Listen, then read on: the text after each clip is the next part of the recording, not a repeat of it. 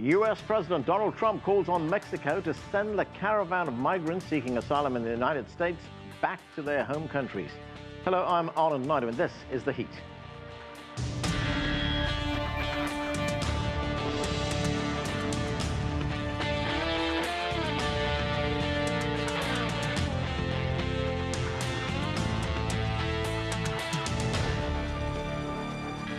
For weeks now, thousands of Central American migrants have been arriving at the Mexican border city of Tijuana in hopes of reaching the United States.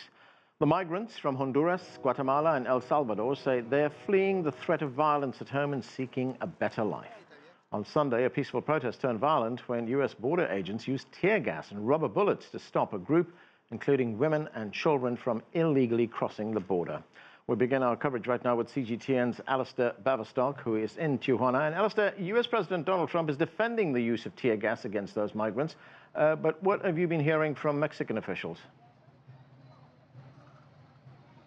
Well, while Donald Trump may have described yesterday, following his Thanksgiving break, that these tear gas canisters which were used on women and children as this migrant caravan made its way towards the border as very safe, Mexico certainly doesn't agree. Some 500 migrants were chased back into Mexico. Not one stepped foot on U.S. soil, yet Mexico is nevertheless asking for an internal investigation to be conducted within the United States for exactly why not only first were these tear gas canisters used, as I mentioned, on women and children as well as the men in this caravan, but secondly, why these tear gas canisters were fired across an international border. Tear gas canisters fired into Mexican territory is becoming a rather serious political incident here, and as the US seeks Mexico's help in this ongoing migrant caravan situation, this won't do the two countries' international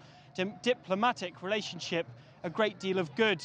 However, news is just breaking today that Mexico and the US's top diplomats will be meeting in the White House next week to discuss the ongoing plan that Donald Trump has suggested for migrants to remain in Mexico while their asylum claims are processed.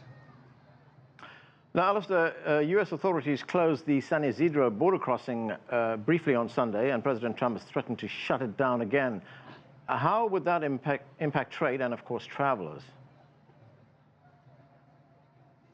Well, the closure of this border, we are just steps from at the moment, it will have a very large impact on Tijuana. The San Isidro border is the world's busiest international land frontier, with more than 200,000 vehicles and people moving across it every day. The fact that a great deal of Tijuana residents here cross that border on a daily basis to go to work, and the fact that it is being open and closed depending on this migrant caravan's decisions and actions is going to have a very great impact, not only on the economy in Tijuana, the local trade, international relations, but also the way in which this caravan's ongoing relationship is with the local population here in Tijuana. Now, the migrants who are arriving in Tijuana, what are conditions like for them? What kind of help are they getting?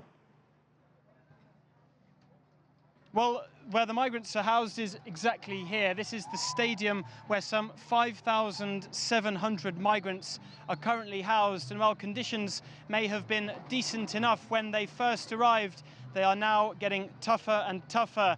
Tijuana's local authorities have almost entirely ceased to give them any aid, and food, water is now almost entirely relied upon by charitable organizations. Just half an hour ago, we were standing here when the charitable organization arrived with a box of donuts. There was an absolute scramble for people to get their hands on this very scarce food, and it's something which isn't doing a great deal of good for the relationship between these migrants as they wait here at the US border.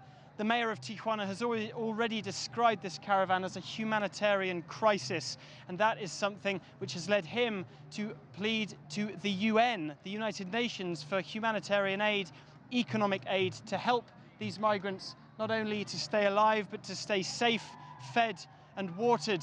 We are just hearing also that there are 34 pregnant women inside this stadium, and goodness only knows what happens when they eventually come to give birth, some of them very close, but the wait here remains indeterminate. They don't know when exactly they will be allowed into the United States.